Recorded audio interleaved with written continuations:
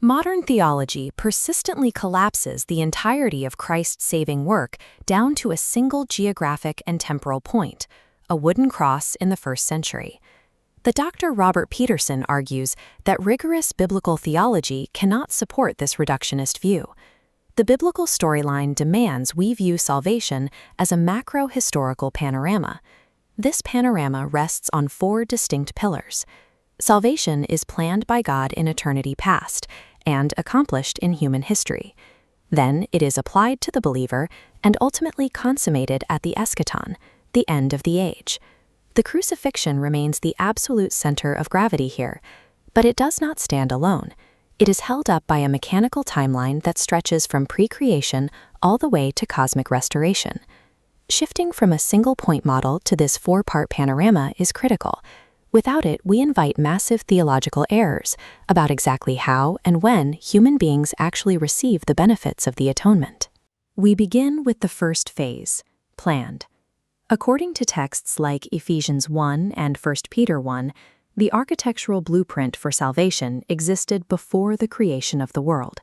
Christ was the lamb slain before the foundation of the earth.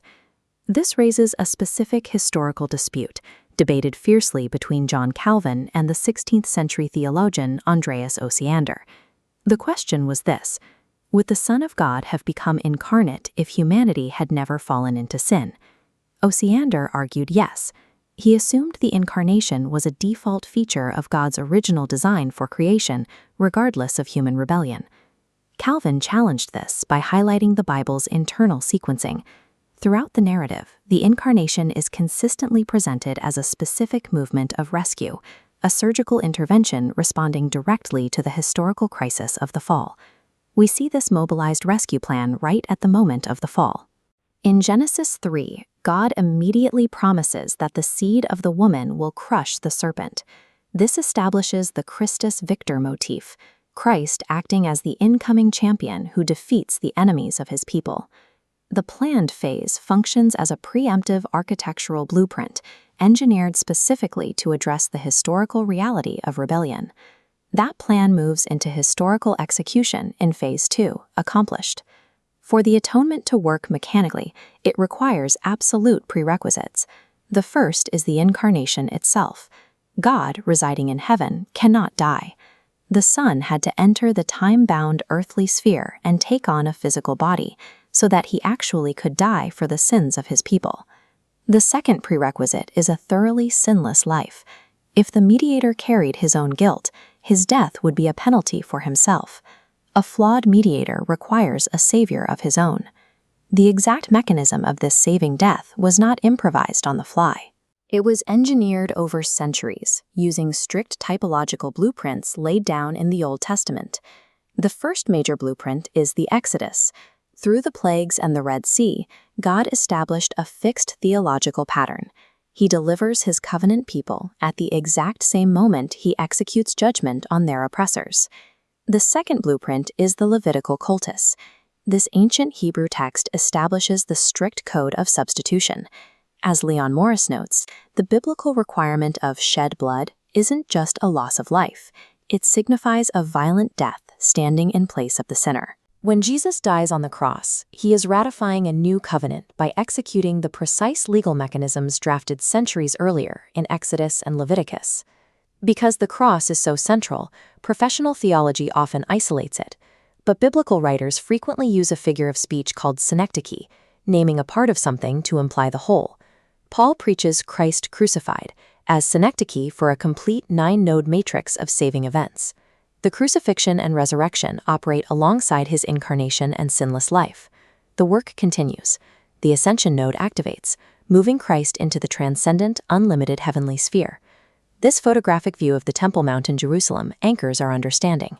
Here, the Old Covenant high priests operated physically on this earthly site.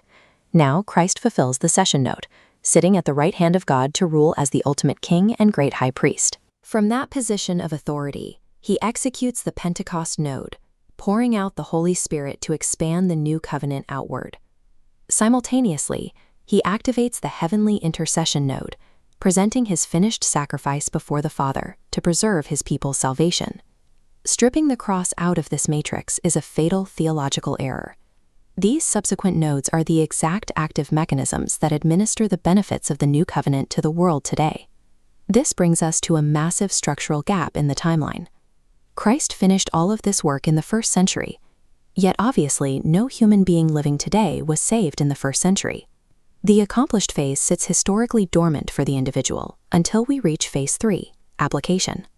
The Holy Spirit must cross the temporal chasm to apply that 1st century work to a believer living right now. The primary mechanism the Spirit uses to do this is called union with Christ. This is where the believer's personal timeline is spiritually merged with Christ's historical timeline. The physical sign of this union is Christian baptism. When a person is baptized, they are visibly signifying that they have died to sin alongside Christ and have been raised into his new life. The work accomplished in the 1st century provides the objective basis for salvation across all eras, but it requires the application of the Spirit to become active in a believer's own life story. Finally, we arrive at the 4th phase of the panorama, consummation. Even with the Spirit's application today, salvation remains incomplete without its eschatological fulfillment. This final phase rests on 4 agreed-upon historical tenets: the second coming of Christ, the final resurrection of the dead, the last judgment, and the assignment of eternal destinies. But why exactly does salvation require a physical resurrection and a renewed, tangible earth, rather than just an immaterial, spiritual heaven? Because the atonement itself was not merely spiritual. The physical mechanisms achieved by Christ's bodily resurrection in phase 2 demand a total physical cosmic reconciliation in phase 4. As the Apostle Paul notes in Colossians, Christ's work actually redeems creation itself. He is actively reconciling things in heaven and things on earth.